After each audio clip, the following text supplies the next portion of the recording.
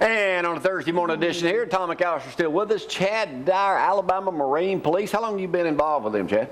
I started in 2004 with the Marine Police. So you brung your boat with you this morning. Yes, sir. Got it out, parked out front. We're going to try to go outside in just a moment and look more at it when the sun's up a little better out there. So that is your office? Yes. Yeah, that's where I spend most of my time. So now, you say you're on Wilson Lake? Yes, sir. I'm on Wilson Lake. How much time do you spend in that boat? Be completely honest, I'll spend probably about 75 to 80% of my working time during a week on the boat. Of course, we'll have to be off the boat for court purposes and things like that, other activities that go on, educational programs such as this, where we get to try to go out and tell people a little bit more about boating safety. But we try to spend as much time as possible out on the boat because that, in fact, is what our job primarily entails. All right, now, over on Wheeler, how big an area are you covering?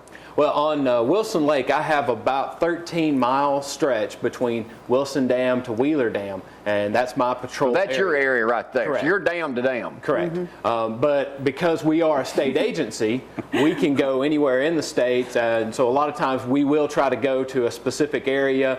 We might bring more officers in for something specific that we're trying to do, a saturation exercise, or just trying to be more visible in a particular area. But now, like you're going from Memorial Day to July 4th here, there ain't a whole lot of you guys out there, is it? No, there's not. We have about 65 officers statewide. Statewide to cover all the waterways. Yes, to cover everybody in the state. So we do rely heavily on local law enforcement. We'll take local law enforcement out with us on boat rides sometimes, try to do some more enforcement work. We try to partner with state troopers. We try to do as much as we can with other agencies, especially during our busy time, including the game wardens. We'll get them to come out ride with us, and of course a lot of them have boats as well. So anytime we can get help from other agencies, we're more than happy to do that. But then, like I said, also we will try to get in one area, bring in several officers if we're having a problem in one area or there needs to be more enforcement in one specific spot. Now, you can arrest someone on the spot? Yes. What is the, I would assume boating drunk would be a big deal, and it is, but you said that's not the biggest deal, it's writing citations for... Well, I mean, we spend most of our time doing regular Marine Police citations for safety equipment, violations, moving violations, things like that. But we're always out looking for those impaired drivers that are operating unsafely, that are more likely to get into accidents. Now, if I'm out on somebody's boat, say I've got an open container, a beer. Lo and behold, he never gets in a boat, so you don't have to worry about it. Can I be arrested for that? Can you have an open container on a boat? It depends on the area you're at, because if you're in a wet county, meaning that it's okay to actually have alcoholic beverages, then there's nothing illegal about doing that. Really? If you're in a dry county, then you're not able to have an open container. All right, now is Lauderdale County, is it wet or dry? Lauderdale County is dry. Limestone County is dry. Yeah, actually, I believe it is wet. Dry. Morgan No, County. Limestone County is dry. Yeah, Limestone County is city dry, Athens, but wet. the city of Athens is wet. And that's one of the things too. If you're inside the city limits of a wet city, then there's going to be a little bit more. How you going to know if you're in the city limits if you're out on Wilson Lake? Better know the water. To be actually, you got to know the water. For instance, Florence is a wet city, but the city line extends to the water. So once you actually get on the water, you're into Lauderdale County or Colbert County. So you're not going to be inside that city limit. So ditto, if you're coming out of ditto, because Madison County's wet, right? Drink all I want. Well, not no. necessarily. Now, what that means is that you can have alcoholic beverages. It's not inherently illegal to have them. Okay. All right. But again, the thing that we're looking for is to make sure that the operator of the boat, whoever's driving the boat, is not intoxicated. Because we want to make sure that whoever's driving the boat is in control and can operate safely. Make sure that everybody gets home safe at the end of the day. If you find a driver of a boat who is, of course, over the limit and you arrest them for what, DUI? Well, it would be boating under the influence. It's a very similar charge DUI. to driving under the influence. Matter of fact, it's in the same subsection of the same Alabama State Code. So it's the same fines and same penalties if you're on the water for that boating under the influence charge as it would be on the road for driving under the influence. All right, and I talked to you earlier about someone's this. trying to get cleared on a driving record and that shows up, does that affect them just the same as a DUI? No, it only affects the vessel endorsement part of your driver's license. Okay, so it's not tied to the driver's license. Prime example, and I asked you earlier, that's why I wanted Tom up here. The coach at New Hope that ran for got beaten the runoff for the District 3 that my brother's running for as a Democrat, and y'all be sure to vote Shameless for, plug. Madison County. Got a boating BUI on Memorial Day weekend. It was all over the news just because he was a former candidate for something, as I was, for probate judge. He got arrested, but you said that will not affect will not go on his driver's license as a DUI. Correct. It's not tied to your driver's license. All right. It's only tied to the vessel endorsement part of your. Tom, from an insurance It would standpoint, affect your boating rating of the boat. is that a big deal? When you get insurance, because you have to Yeah. have insurance on your boat as well, Yeah, just like a car. insurance on boats is very reasonable, but it would make it go up more by having that. What are some other Or things- ineligible. What are some advice you give to people? Now, you're going to be Life back with us jackets. during the 4th. What about life jackets? Yeah, absolutely. One of the things that, of course, everybody needs to have safety equipment on their boat. One of the biggest things is a life jacket, because if you have one that's readily accessible, one that is the right size, and make sure it's in good shape, have that on the boat. That way, if you need it, you're able to grab it quickly. It's even better if you wear it all the time, but of course, not everybody's going to choose to do The that. number one complaint I hear from people that want to go out and enjoy a boat ride with their family is jet skiers.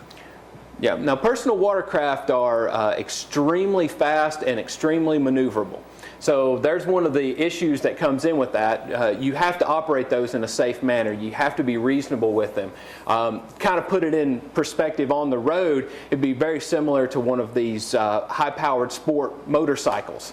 You know, they're able to whip in and out of traffic. Yeah, exactly. They're able to whip in and out of traffic very quickly, you know, and a lot of the times people have that same feeling about it.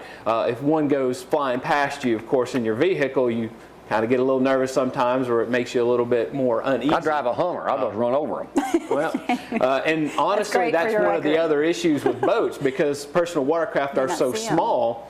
A lot of other boaters can't see them as well. They're more maneuverable, so a lot of times personal watercraft like to get in behind other boats, jump the wakes, things like that. So they're doing activities that are inherently a little more dangerous. So we try to make sure that people are operating those safe. You know, get in an area where there's not a lot of other boats around. You know, have fun with it, but just make sure that you operate In your safe career, since you've been working Wilson over there, I'm assuming that the worst accident you've experienced was the 4 people that were hit by that barge at night. Yes, yeah, that was one of the worst accidents I had to work. Yes, And that was, and you know, and it's one of those things that, especially anytime that you're operating a boat, you definitely want to be paying attention to what's going on around you. As the operator of the boat, it's your responsibility to operate in a safe manner, being aware of other boats that are in the area and things like that. When you start operating at night in the situation of that accident, it becomes even more difficult to be able to be aware of your surroundings, you know, make sure that you know where you're at, what you're doing, and what other boats are around you. all right, when you pull up, we're going to go out in just a second after this break and look at what you drive. When you pull up somebody, you put a blue light on or siren or what? We have blue lights and sirens just like any other law. What do people do? Start panicking? Hiding their alcohol. Throwing stuff over the wall? No. Most of the time, people are out there. They're just enjoying themselves. They're having a good time, and a lot of times they're out with their families. You know, most of the people on the water are very good about doing the right thing, and most of the time, the ones that don't know what to do are the issues that we run into. So we try to educate those people, try to make sure that they get out and operate safely. So when you arrest somebody, do you call the county and they come and pick them up at the shore? Or? No, we typically, it depends on the officer and the situation that we're in. You know, a lot of times I'll transport any prisoners that I have to the detention center just like any other law enforcement officer would. Sometimes if, depending on the situation, if we're out in a remote area or whatever, we might call for extra assistance. I'm going to stop right here, take a quick break, and then we're let's go going outside. outside by the boat with the sun up. So you're very, very knowledgeable of Very your informative. deal there. Thank you, sir. Yeah, cut me some slack. Told you. We're going to take a short break and go right outside with Thursday morning edition. A little different today. We're learning something. Y'all hang on. We'll be right All back. educational.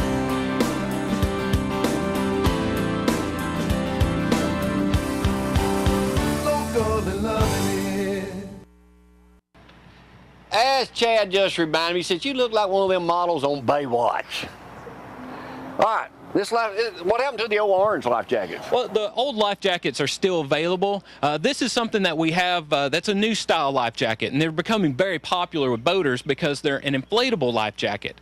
And what allows this to do is it's something that's very comfortable to wear. It's not going to be nearly as hot as it is wearing one of the full-size life jackets. But again, it works out really well. And you know, if we can get people to wear life jackets, they're going to be a lot safer out on the water. All right, tell us a little bit about your office here. Well, my office, of course, is this boat, and I get to spend as much time as possible in it trying to be out on patrol. How big? What's the size of this and everything? This boat is an 18-foot Sea Arc, and it's one of the smaller boats that are in our fleet. We have a great different number of boats that are available depending on the location that we're at. Okay? How fast will it go? It goes about 50 miles an hour. That's pretty fast, this boat on the water. It's not too bad. So what's the number one thing people, as we head into the 4th of July coming up here in a couple of weeks, what's the number one thing people on the water, whether they be out at Wheeler, Wilson, or Gunnersville, or Ditto, whatever, what do they need to look out for? Well, the main thing that we want to make sure is people that are out there are not intoxicated while they're boating. Matter of fact, we have a thing coming up, directed patrol that's called Operation Dry Water. That's going to be starting June 22nd through the 24th, where we're going to be doing extra patrols to try to make sure that people are operating not intoxicated and operating safe. That sounds like a big problem. It is a problem, and unfortunately it leads to a lot of the serious fatality type accidents that we have. So we want to make sure people, whoever's operating the boat, is not drinking and be safe out there. Seems like to me y'all need a lot more people working. You want to hold this from me? Huh? Yeah, we could definitely use more people, but like anything else, we do the best we can with what we have. Well, thanks for coming up this day. Yep. We look forward to you hooking us up on a... There's one more thing. Yeah. Yeah, well, and one more thing, I just wanted to show you a little bit about these inflatable life jackets. If you yank this cord, it inflates when you hit the water. I was afraid to ask. I thought that was just the way it went. I mean, dang. See, Shut up, Tom. it works What I a don't lot. like that do is your own. Does that remind you of the orange life jackets you were talking about? Yeah, I kept saying, this little thing, it won't hold me up. I'm a fat man. Well, It works a lot better that way. good, yeah. Yeah, and this type of life jacket, it actually inflates when it hits the water, so you don't even have to push on the cord. But again, you have that ability to pull the cord if you need to inflate it. That was priceless. Shut up. Thank you, Chad, for coming up this morning. I look forward to doing on a boat ride real soon. I'm going to drown you guys. We got to get out for the day. We'll see y'all bright and early tomorrow morning. Got to go. See y'all.